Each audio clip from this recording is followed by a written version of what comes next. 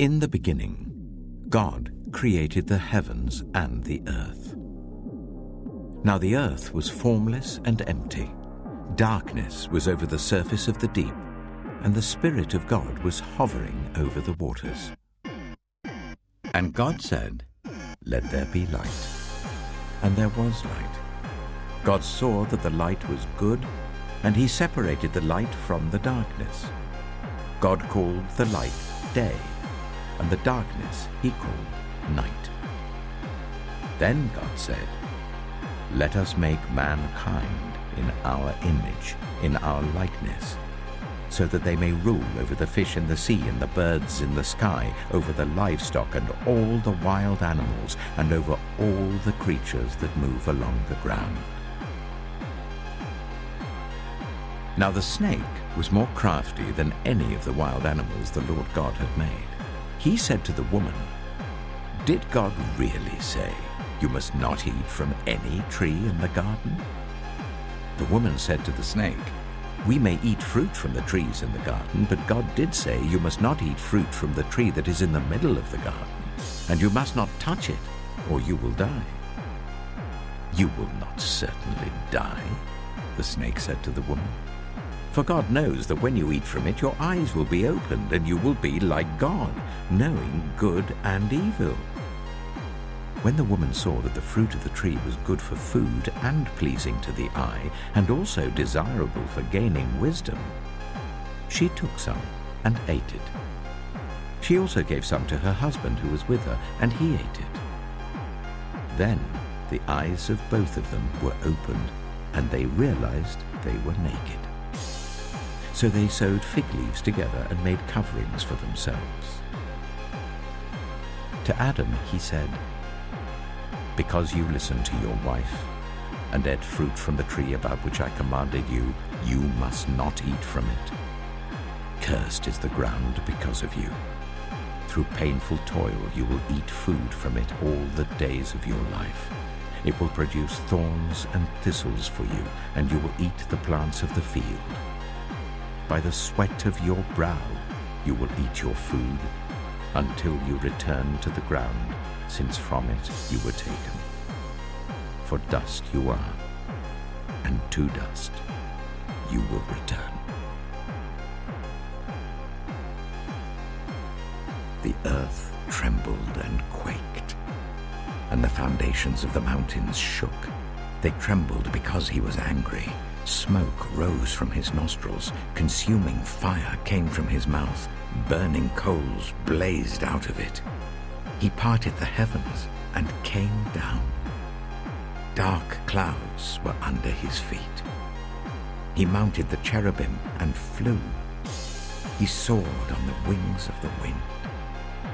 He made darkness his covering, his canopy around him, the dark rain clouds of the sky. Out of the brightness of his presence, clouds advanced with hailstones and bolts of lightning. The Lord thundered from heaven. The voice of the Most High resounded. He shot his arrows and scattered the enemy. With great bolts of lightning he routed them. The valleys of the sea were exposed, and the foundations of the earth laid bare at your rebuke, Lord, at the blast of breath from your nostrils. He guides me along the right paths for his name's sake. Even though I walk through the darkest valley, I will fear no evil, for you are with me. There is a time for everything, and a season for every activity under the heavens. A time to be born and a time to die. A time to plant and a time to uproot. A time to kill and a time to heal. A time to tear down and a time to build. A time to weep and a time to laugh.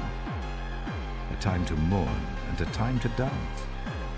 A time to scatter stones and a time to gather them. A time to embrace and a time to refrain from embracing. A time to search and a time to give up. A time to keep and a time to throw away. A time to tear and a time to mend. A time to be silent and a time to speak, a time to love and a time to hate, a time for war and a time for peace. I watched as he opened the sixth seal. There was a great earthquake. The sun turned black like sackcloth made of goat hair.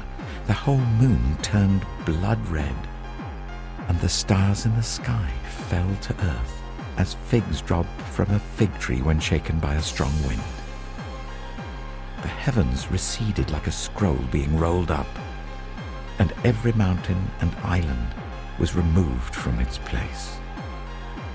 Then the kings of the earth, the princes, the generals, the rich, the mighty, and everyone else, both slave and free, hid in caves and among the rocks of the mountains. They called to the mountains and the rocks, "Fall on us, and hide us from the face of him who sits on the throne and from the wrath of the Lamb. For the great day of their wrath has come, and who can withstand it?" In the beginning was the Word, and the Word was with God, and the Word was God, and he was with God in the beginning. Through him all things were made. Without him nothing was made that has been made.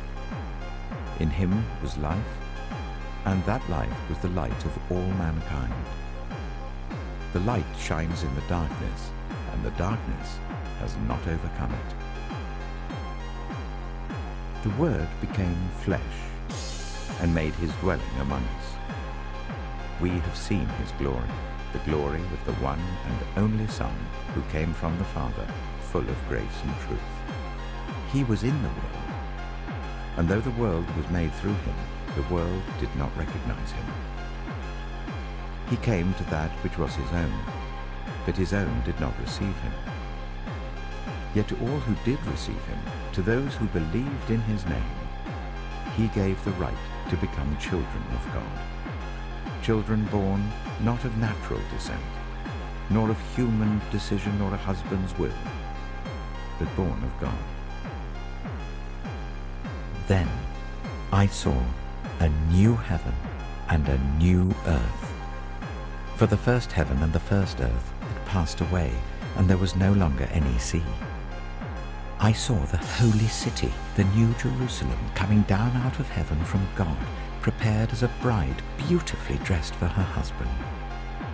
And I heard a loud voice from the throne saying, "Look, God's dwelling place is now among the people, and he will dwell with them. They will be his people, and God himself will be with them and be their God.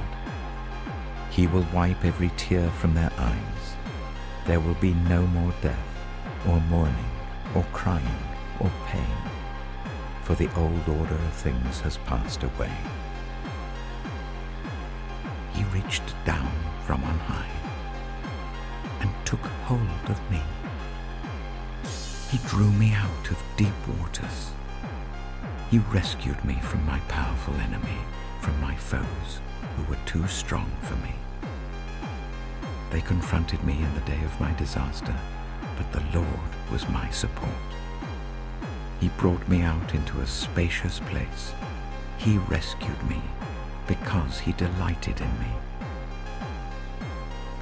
The Lord has dealt with me according to my righteousness. According to the cleanness of my hands, he has rewarded me. For I have kept the ways of the Lord. I am not guilty of turning from my God. All his laws are before me. I have not turned away from his decrees. I have been blameless before him and have kept myself from sin. The Lord has rewarded me according to my righteousness, according to the cleanness of my hands in his sight. The Lord is my shepherd. I lack nothing. He makes me lie down in green pastures. He leads me beside quiet waters. He refreshes my soul. He guides me along the right paths for his name's sake. Even though I walk through the darkest valley, I will fear no evil, for you are with me. Your rod and your staff, they comfort me. You prepare a table before me in the presence of my enemies. You anoint my head with oil. My cup overflows. Surely your goodness and love will follow me all the days of my life, and I will dwell in the house of the Lord forever.